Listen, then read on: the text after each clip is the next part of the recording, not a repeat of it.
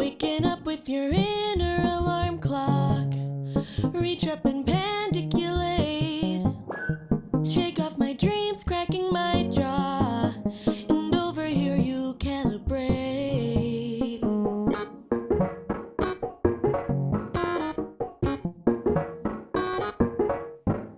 You're already pouring me coffee. Oh God, you know me so well. Dark roast on ice, how I like it.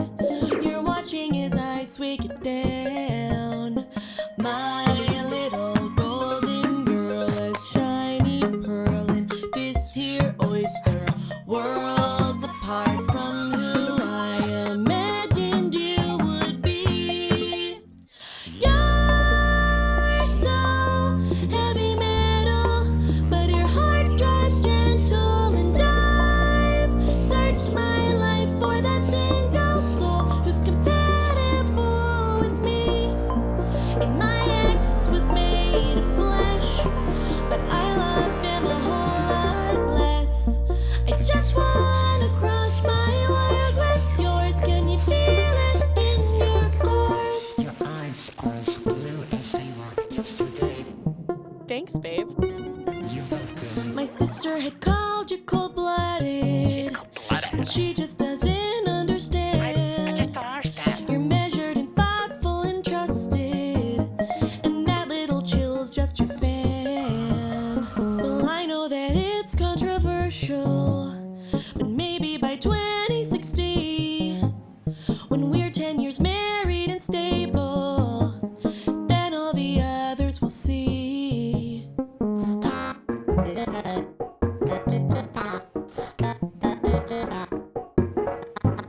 Some days when I write in my journal, I wonder if you wonder too, about the future of our space age romance. When I die, but you're good as new. Oh, my little golden girl, a shiny pearl in this here oyster. Worlds apart from who I imagined you would be. You're so heavy metal, but your heart drives gentle, and I've searched my life for that single soul. I said you're so heavy metal, but your heart drives gentle, and I've searched my life for that single soul who's compatible with me. And my ex was made of flesh, but I love them a whole lot less. I just wanna cross my wires with yours. Can you feel it in your course? My ex. Okay. Yeah, cool. There you go. Yeah, so tell us a little bit about how this was made and what it's made of and so on. Yeah, so now there's too much light. I'm gonna just fix that because now I can't see anything because there's too much light. No, in the beginning I wanted to do something that used sort of this idea of like wires. So I wanted to start with something that had wires in it. I was gonna like mold it out of epoxy clay, the whole thing, but then I fight against that. So I started with like a wire frame of a heart, and the idea was always like half like a human heart, half of a more mechanical Robot. thing, Yeah. robot scrap fabric that I had from different sewing projects. And so the tubing is actually from Keith's CPAP, because he has a CPAP that there's like this part that connects, you know, to his face and the tubing. Right. And he changed the tubing. So a few days ago, he was like, "Oh, I'm gonna get rid of this. Do you want this for your crafts or whatever?" And I said, "Yes, Yes. it'll yes. be perfect for Well, sculpture." let me tell you the way I almost died in a very dramatic way. When I was in Nepal about 11 years ago, I was sharing a room with a guy who used a CPAP, and it was moderately loud. usually there you can sleep through the noise, but there is a definite sound. And the other thing about it is when you're sleeping with a CPAP, I think it makes it a little bit harder to hear other noises going on, right? Right. I had this very important phone call with somebody in Canada that I decided to do on the back porch of this dwelling that this guy and I shared. And he had already gone to bed, was using the CPAP. And one thing I didn't realize was that the sliding door to the back porch that I was on was sort of self-locking, that it had a mechanism where it slammed shut and then locked, and you couldn't get in from the outside. But anyway, I was sort of intent on my phone call, that sort of thing.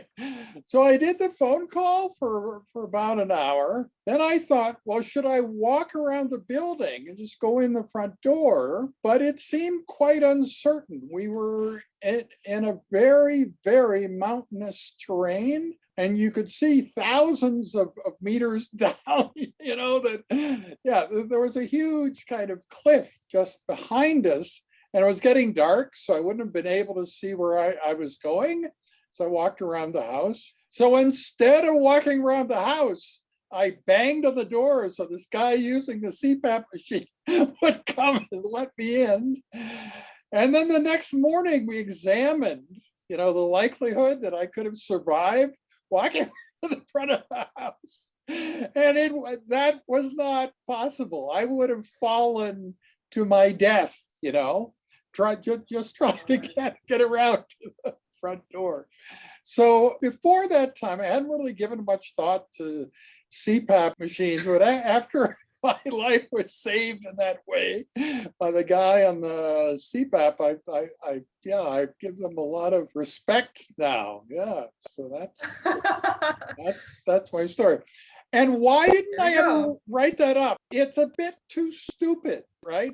When you do something really stupid in a story, you don't want to write up the story because, it'd be, well, why are you doing that? Or, yeah. So I think it's human to do things that are not stupid, but less than judgmental. And I think you were reasonably, you were just misinformed. You weren't stupid. You were just misinformed. Right. You hadn't known that there would be a void going around the house. So. Yeah, and I should mention something else about being stupid, or not. So there's another near-death experience that my wife and I had. We were in St. John's, Newfoundland, and we were there for a Leonard Cohen event, but there was nothing to do during the day before the event. And there's this lodge at the top of Signal Hill that sort of calls to you from the city, come visit me, visit Signal Hill, and it's like this iconic part of St. John's and so on. So anyway, we decided to go there. This was early December, let's say the second week of December. And so it was funny.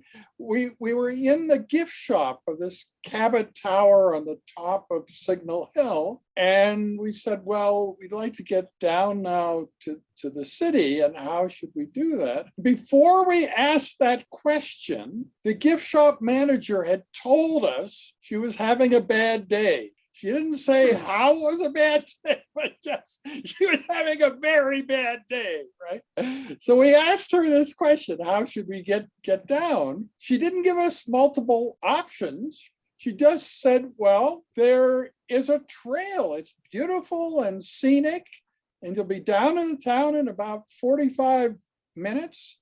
The North Head Trail. It's well marked. Just go right out there. She was right about all those things. It was well marked and we could go right out there. But what we didn't immediately notice, there were no other footprints on this trail. And it had just been snowing. And so and anyway, but I had my Diet Coke, and so we're happily walking along. It was very beautiful. But the farther we went, we realized this was a lethal journey, that it was not possible because of the large amount of snow that had fallen on the trail. They had multiple bridges. I think there are about 35 bridges Wow. on this trail. It's a very bridged trail. And Wow, yeah. it's just sort of on the cliff edge of Signal Hill. And we kept walking, and it got more and more slippery. Now, my wife was wearing a normal coat, that has some friction value. Like if you lie down on the coat, you don't slip. But I was wearing this sort of futuristic coat that had a very, very shiny surface. Kept slipping Low friction coefficient. Oh dear. Kept slipping toward the edge, and Elaine said, "I don't think I can help you." And that was right. She couldn't. Anyway, finally we got to the 21st bridge, and I grabbed hold of a wooden beam for that bridge, took out my cell phone and called 911. Now, these were primitive days. It was 1994, and cell phone coverage was so primitive that we didn't actually have access to any network on Signal Hill. But you notice on your cell phone bill, you pay an extra fee for 911 access. And that gives you access in situations like this, where you don't have access to the network, but you need to be rescued, right? So I called. There was actually a family who died recently because they were stranded in this desert hiking trail or something, but they didn't call 911. That's the problem. They called different people, but there was no network, but they didn't realize that they should have called 911, which has extended network coverage. They never did, and they were found dead. Right. So it's lethal to not call 911. Oh. Yeah. And I had an extra charged battery, which is good because the sea spray from this lethal cliff edge that kept coming up and wetting us and the cell phone. So the cell phone was getting shorted out and so on. But by switching the batteries back and forth, I could keep it going. So I reported exactly where we were, and the 911 people said, "We will come and rescue you." Okay, so you managed to get to 911. And indeed, they did. And it was a slow news day. So, I mean, we were on everything, radio, TV, so on. Yeah, and they really protect the rescuers. There was like a team of 6, but only one guy came down to the dangerous surface where we were, and he brought 4 ropes. Now, why did he bring 4 ropes? 3 ropes. No, 4 ropes, because we had this camera which was so big and clunky that it needed its own rope. So it was not the era of miniaturization. And they sensed that maybe we should save the camera too. So at 4 ropes, 1 for him, 2 for the 2 of us, and then one for the camera.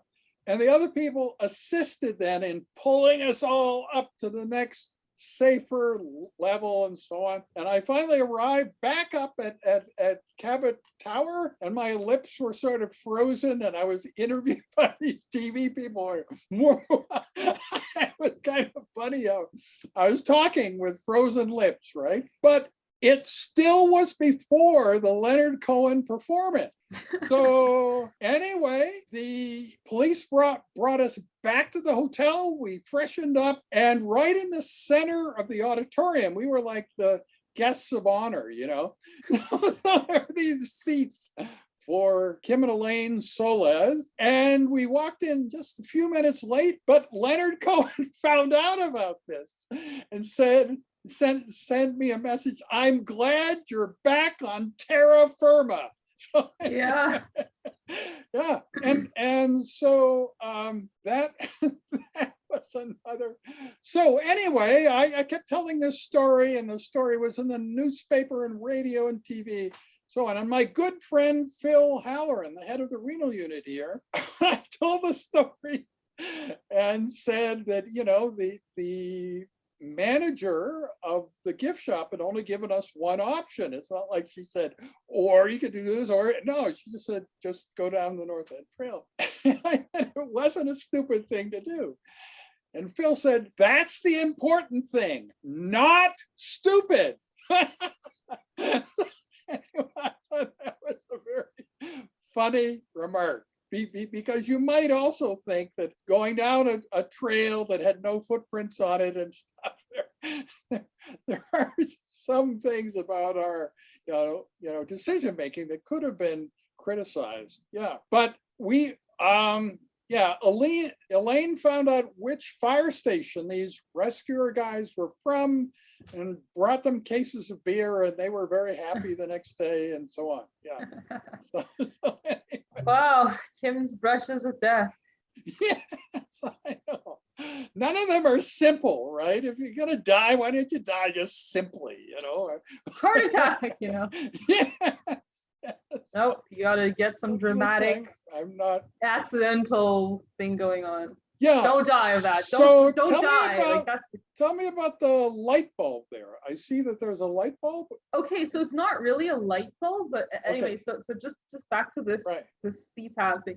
I actually put a wire through it while I was building it, and I'm like, oh, it's this is technically the aorta, that's the equivalent to the aorta, but it could be the base. So that became the stand. But it's actually it's non-functional. It's actually I think the electrical box or whatever for this light. So we had renovations for that included changing the lights, like these ceiling lights in our home, and one of them just broke after like not even a week or two, so they came and replaced it. So we had this light that had the light box or whatever the box you call it attached to it, and this was all in a box of stuff we would have to throw out into the I think this is a very good use for it. And that's good. So I'll tell you a third Kim Solez and Kevin Solez story about found art. Yeah. So the Butterdome, which you might have missed in your brief visit here because you were so focused on your residency interview that you didn't notice the Butterdome.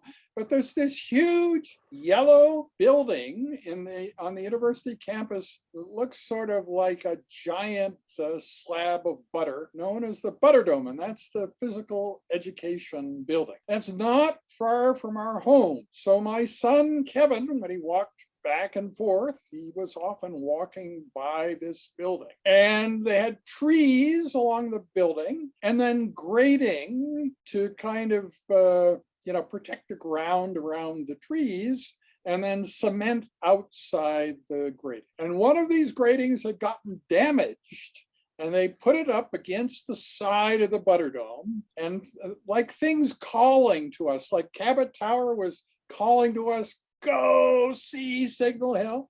Well, this grating up against the side of the Butterdome kept calling to Kevin, make art out of me, make art out of me. So on Easter morning, which is almost a year, not a year, but almost equivalent to your anniversary of the Butterdome incident.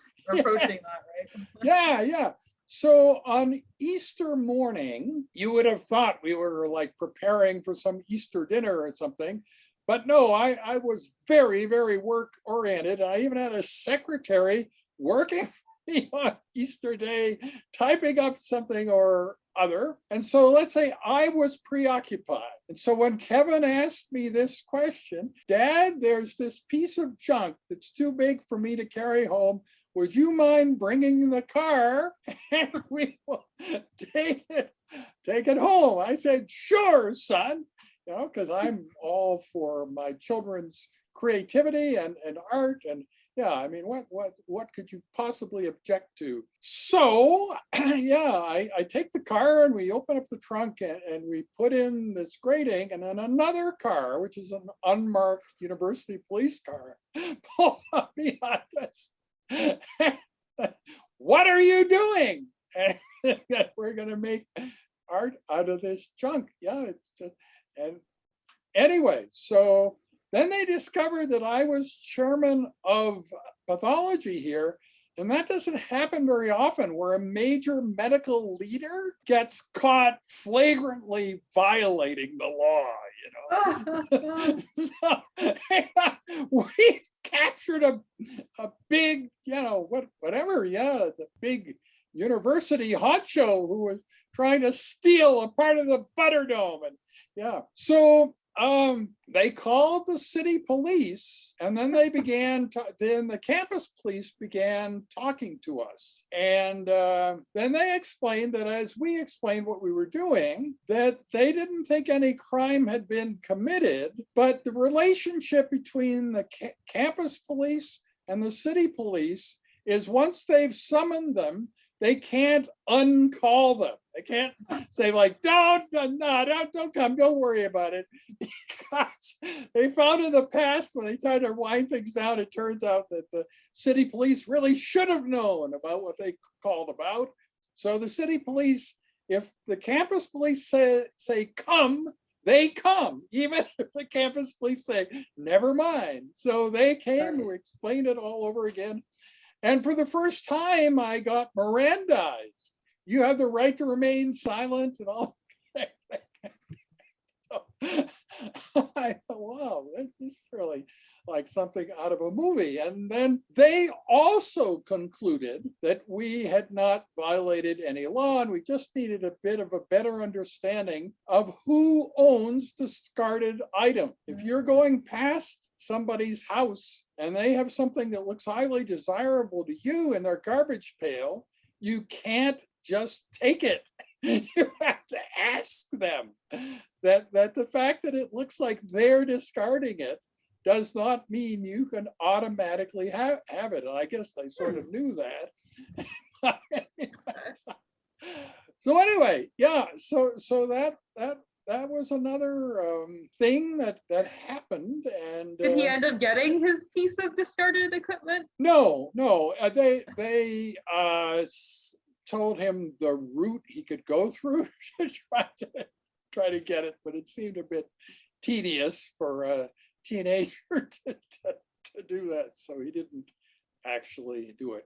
But he did make a lot of other cool pieces of found art. So I'm very pleased that we now have a piece of found art from you. And I wanted to also say something else. I have recently been reviewing the video of the Bob Montgomery teaching session about xenotransplantation. And you will remember you were a part of that. Yeah, but I so I had was so happy. forgotten how charismatic your performance was. It's Really? Part of that video, yeah. Yeah, I mean, you're the only sort of example of somebody that I'm mentoring or something.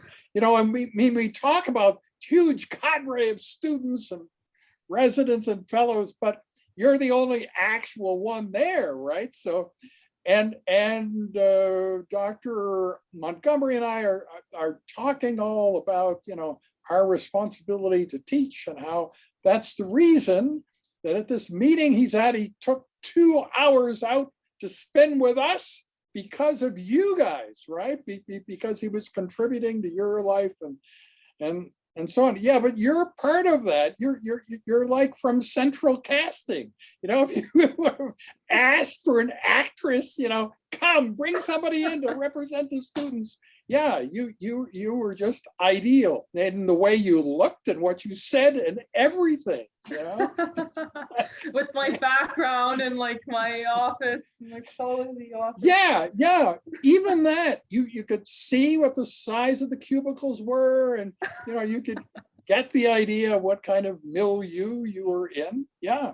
No, it was really, really cool. Oh, I loved it. It was so great. He was amazing, and I was very, very inspired. So thank you so much for inviting Dr. Yeah. Wow. Tell us anything else about it that we didn't mention before, like the wires? Yeah. Oh, yes. Okay. So everything in this is found. So like I said, except the only thing that wasn't recycled is the wires. So there was like a thicker gauge wire, I don't even know how to pronounce it.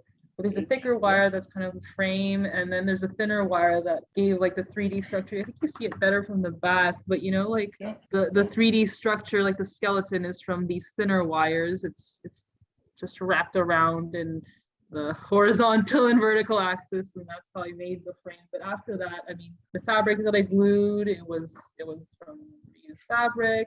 The wires on this side is actually from a USB cable that was broken that I had stripped, and I didn't realize that there were like 4 little wires in it. I'm like, oh, I didn't realize this wire is actually 4 little wires. So here you go, and I just used that, and like I said, the tubing, the CPAP with the basically 2 of the thicker wires going through it for structure, and a chopstick is actually in here for the base.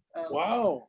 Yeah. But this is actually, and epoxy putty, which is what's sticking the bottom. But it's just, this is the part that I feel is probably a bit weaker, so I don't know if I'll reinforce it a little bit or something. Yeah. Okay. Box from our broken ceiling light that generously offered this. So I'm very glad it's also environmentally friendly. Yeah. No, that's really good.